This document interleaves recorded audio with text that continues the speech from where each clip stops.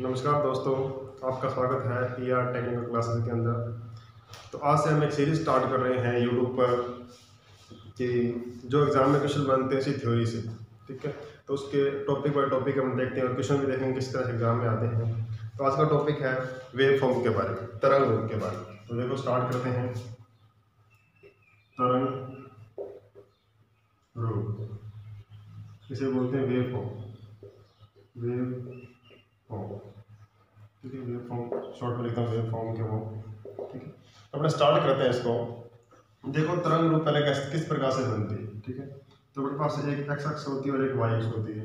तो ये अपने एक्स अक्ष है और ये अपने पास वाई अक्ष है, ठीक है। तो इसमें अपने कैसे बनाते हैं, जीरो स्टार्ट करते हैं, जीरो से मैक्सिमम पॉइंट और इस तरह से बनाते हैं। इसे अपने बोलते हैं जया तरंग। क्या बोलते हैं? जया तरंग, जया तरंग। और इसे बोलते हैं साइन वेव, साइन वेव, ठीक है। अब इसमें आपको कुछ पॉइंट जानने होते हैं। इसे स्टार्ट होती है 0 पॉइंट से, तो यहाँ 0 पॉइंट, ये इसका 0 पॉइंट है, ठीक है। और ये इसका मैक्सिमम पॉइंट, करंट के लिए धारा, करंट का मैक्सिमम पॉइंट होगा, वोल्टेज तो वोल्टेज का मैक्सिमम पॉइंट होगा, तो इसका मैक्सिमम पॉइंट। तो यहाँ एंगल होता है π/2, ठीक है। π/2 या फिर जैसे बोलते हैं 90 डिग्री, 90 डिग्री बोलते हैं, आपको π/2 बोलना है, ठीक है। यहाँ होता है इसका π/2, यहाँ होता है पाई, ठीक है, 180 डिग्री, 180 डिग्री। यहाँ 0, यहाँ 90, यहाँ 180, ठीक है। फिर सबसे मिनिमम पॉइंट जो होता है, ठीक है, ये होता है 270 डिग्री वैसे तो, और यहाँ 3π/2 होता है, इसे बोलते हैं 270 डिग्री, ठीक है। और पूरा साइकिल जो होता है वो 2π या 360 डिग्री। आपको ये पाई वाले वैल्यू याद रखनी है। 0 π/2 90 डिग्री होता है, पाई 180 डिग्री होता है, ठीक है। 270 डिग्री को 3π/2 बोलते हैं और 2π को 300। पाई की वैल्यू जो होती है वो यहाँ पर 180 डिग्री रखी है, ये आपको ध्यान। अब इन पर आपको ये भी ध्यान रखना है कि किस एंगल पर कितना आवर्त का मतलब टाइम पीरियड होता है, ठीक है। ये ध्यान रखें, ये इनका एंगल है, कैसे पूरा होता है जैसे देखें। हम स्टार्ट करते हैं ऐसे, एक पूरे साइकिल की बात करते हैं। पूरे साइकिल के अंदर आप ऐसे पूरा करेंगे, यहाँ 0 डिग्री, यहाँ 90 डिग्री, यहाँ 180 डिग्री, यहाँ 270 डिग्री, और फिर वापस घूम के 360 डिग्री का। तो 0 से 90 तो ये π/2, ठीक है। 90 से 180 तो ये पाई हो गया, ठीक है। 180 270 तो 3π/2 हो गया, ठीक है। और वापस 360 तो 2π पूरा कर देता है, ये आपको ध्यान। अब इनमें इस चक्कर को घूमने में लगाया गया समय जो होता है वो आवर्त का, एक होता है आवर्त का, आता है आवर्त का। क्वेश्चन इनसे बनते हैं आवर्त का, इसको लिखते हैं अपने कैपिटल T से, मात्रक होता है सेकंड, ठीक है। आवर्त क्या होता है कि एक चक्कर 0 से लेकर 360 पूरा करने में, क्या बोलते हैं, 0 से लेकर 2π घूमने में, एक चक्कर पूरा करने में लगाया गया समय। आवर्तकाल क्या होता है कि एक चक्कर पूरा करने में लगाया गया समय, वो क्या कहलाता है? आवर्तकाल। इसको अपने लिखते हैं T से, आवर्तकाल का मात्रक होता है सेकंड। अब देखो यहाँ स्टार्ट करते हैं कि 0 से 90 डिग्री, 0 से 2π, 0 से 90 डिग्री π/2 पर चलने में कितना आवर्तकाल होगा? देखो 25% हिस्सा ये है, 25% हिस्सा ये है, 25% ये है और 25% ये है। 4 हिस्से हो गए एक साइकिल के, 4 हिस्से, 25 25 25 25, 4 हिस्से हो गए। तो 0 से π/2 मतलब 90 डिग्री चलने में कितना हिस्सा चला? 25% हिस्सा, मतलब T का 4% हिस्सा। तो 90 डिग्री पे कितना होगा ये ध्यान रखें, π/2 पर आवर्तकाल कितना होगा? T/4। पहला ये ध्यान रखें कि π/2 पर आवर्तकाल T/4, ठीक है।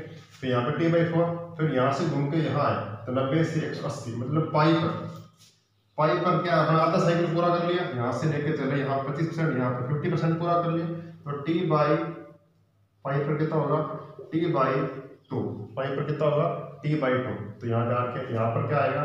T/2, आधा साइकिल पूरा कर लिया, ठीक है।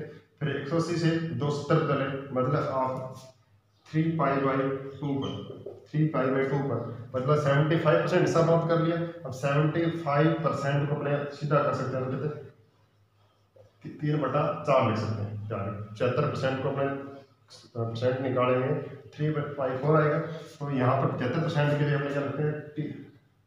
3T/4, आवर्तकाल कितना आता है 3t/4, 3 पाई बटा में तो अपने 3t/4 भी आप कर सकते हैं। ठीक है, ये आवर्तकाल प्रत्येक डिग्री पर आपको आवर्तकाल याद रखना है कितना होता है। और लास्ट में जब एक साइकिल पूरा कर यहाँ से लेकर यहाँ तक पूरा कर लिया तो 2 पाई पर आवर्तकाल कितना होता है t। तो ये आपको 3-4 पॉइंट याद करें किस एंगल पर कितना आवर्तकाल होता है और कैसे निकल लेता है, इससे आप याद रखते हो। 25%, 25%, 25%, 4 हिस्से हो गए एक साइकिल के। अब इनसे क्वेश्चन कैसे बनता है? नॉर्मल क्वेश्चन तो बनता है आपको कि फ्रीक्वेंसी का मान ये है तो आवर्तकाल बताओ। 50 हर्ट्ज फ्रीक्वेंसी का मान कहते हैं, आवर्तकाल पूछ सकता है। तो अपने नॉर्मल कर लेते हैं कि फ्रीक्वेंसी का मान अगर आपको दिया होता है, इस तरह से क्वेश्चन आता है कि फ्रीक्वेंसी का मान अगर 50 हर्ट्ज है, ठीक है, इस तरह से आता है तो आवर्तकाल पूछते हैं। आवर्तकाल में नॉर्मल निकाल लेते हैं, ठीक है, कि t बराबर 1/f होता है। ये बन गया 1/50 तो 0.02 सेकंड। ये तो निकालना आसान है, हर कोई कर लेता है, ठीक है। लेकिन दिक्कत जब होती है जब इस वेव फॉर्म से क्वेश्चन आता है कि वेव फॉर्म में आपको फ्रीक्वेंसी दे देता है, ठीक है, उससे पूछता है कि पूरा आवर्तकाल बताओ कितना होगा। वो देखते हैं कैसे आता है क्वेश्चन। अभी देखते हैं क्वेश्चन बनाता हूँ, फिर देखते हैं क्या होगा। देखिए इस तरह क्वेश्चन आता है कि आपको एक आवृत्ति बना दी, ठीक है, इस तरह से वेव फॉर्म बना दी, तो यहाँ से लेकर यहाँ तक आपको टाइम पीरियड दे दिया 0.02 सेकेंड। आपसे पूछा कि इस वेव फॉर्म की फ्रीक्वेंसी बताओ। ऑप्शन होते हैं 25 हर्ट्ज, 50 हर्ट्ज, 100 हर्ट्ज या 1 हर्ट्ज। तो अपने कैसे निकालना है? अपने दिमाग में रहता है कि 0.0 हर्ट्ज के लिए क्या आवर्तकाल होता है 0.02 सेकंड, और अपन डायरेक्ट क्या करते हैं 50 हर्ट्ज का ऑप्शन करते हैं टिक, तो आंसर हो जाता है। लेकिन इस तरह से आए क्वेश्चन को इस तरह से नहीं करना, अपने को चेक करना पड़ता है, क्योंकि जो 0.02 सेकंड है पूरे यहाँ से लेकर यहाँ तक, 0 से लेकर 202 पाई तक जो होता है वो होता है 0.02 सेकंड। लेकिन ये आपको दे रखा है कितना, देखो एक आवृत्ति की चार्ज 25% ये रहा, 25% ये रहा, 25% ये रहा, 25% ये रहा। आपको इसको इस आवर्तकाल को पूरा करना है, क्योंकि फ्रीक्वेंसी निकालने के लिए 1 ये फॉर्मूला अपने पास होता है। क्या होता है फॉर्मूला? F बराबर 1/t। तो t को पूरा करना है यहाँ से लेकर यहाँ तक, 0 से लेकर 2 पाई तक जो होता है वो t पूरा होता है, ये ध्यान रखना। तो आपको t पूरा करना है कैसे? आपको 25% ये 25%, मतलब 50% हिस्से का मान दिया 0.02 सेकंड, लेकिन ये 25 और ये भी रहेगा। तो देखो सारे इक्वल होते हैं, यहाँ पर सारे के इक्वल होते हैं, 25 ये 25 ये 25 ये 25, इस 25 और इस 25 का हिस्सा 25% और इस 25% का हिस्सा दिया आपको 0.02 से। तो पूरा साइकिल पूरा करना, पूरा साइकिल के लिए 25 ये और 25 ये भी बराबर होंगे, तो पूरा करना 50% का आपको मान दिया है कितना 0.02 सेकंड। तो फिर आगे 50% का भी क्या होगा 0.02 सेकंड ही होगा। टोटल कितना होगा पूरा आवर्तकाल कितना 0.04 सेकंड होगा। ध्यान देखिए इसका जोड़ेंगे तो 0.04 सेकंड होगा। तो अपने पास आवर्तकाल t आ गया, f निकाल लेंगे, f बराबर 1/0.04 सेकंड। तो इसको सही करेंगे तो 100/4 पॉइंट हटाया, डबल 0 पर लगाए तो कितना आएगा 25 हर्ट्ज। इस तरह से आएगा आंसर क्या होगा 25 हर्ट्ज से। कैसे करना है पूरा? आपको साइकिल को पूरा करना है। अगर इस साइकिल का दिया है तो आप इसको पूरा एक क्वेश्चन और करके देखते हैं कैसे आएगा। आपको इसी तरह से करना है। अगर कोई वेव फॉर्म दिया आपको इस तरह से, आपको ये वेव फॉर्म दे क्वेश्चन उसने क्या दे दिया आपको इस तरह से कि 0 से लेकर पाई, इसका वेव फॉर्म 0.02 सेकंड, ये बोल दिया 0.02 सेकंड, ठीक है। 0 से लेकर 90 180 तक, तो अपने तो 2 पाई तक चलना होता है। अपने तो t का मान निकला है, t बराबर 2 पाई होता है, लेकिन अपने को 0 से पाई तक देगा। आधी साइकिल का मान 0.02 सेकंड, तो आगे वाला साइकिल का मान भी 0.0, क्योंकि दोनों साइकिल हाफ साइकिल जो होते हैं वो बराबर होते हैं। तो ये 0.2, तो ये भी क्या आएगा 0.02 सेकंड ही होगा। तो टोटल कितना होगा इस तरह से 0.004 सेकंड। जोड़ेंगे 0.02 प्लस में 0.02 को जोड़ेंगे 0.04 होगा।